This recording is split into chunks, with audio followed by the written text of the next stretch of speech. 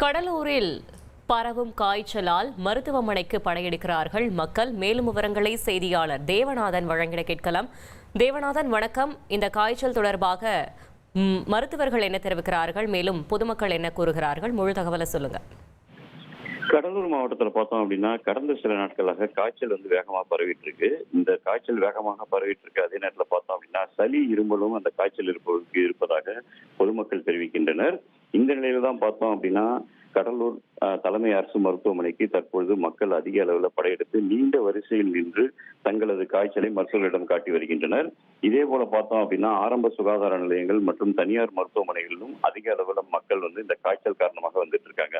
இதுக்கு மருத்துவர்கள் என்ன சொல்றாங்க, அந்த ஆடி மாசம் முடிந்து ஆவணி மாதத்துல பார்த்தோம் அதிகம்னா அதிக அளவுல சுப நிகழ்ச்சிகள் நடைபெற்றது. இந்த சுப நிகழ்ச்சிகள்ல பொதுமக்கள் அதிக அளவுல கலந்துகிட்டாங்க. அதே போல நகைக்கடை, துணிக்கடை போன்றவற்றிலும் அதிக அளவில் மக்கள் கூட்டம் வரும்போது முகக்கவசம் அணியாத காரணத்தினால்தான் இந்த காய்ச்சல் மற்றும் அந்த சளி, இருமலானது மிக வேகமாக பரவி வந்ததாகவும், இதற்காக பொதுமக்கள் பயப்பட வேண்டிய காரணம் இல்லை.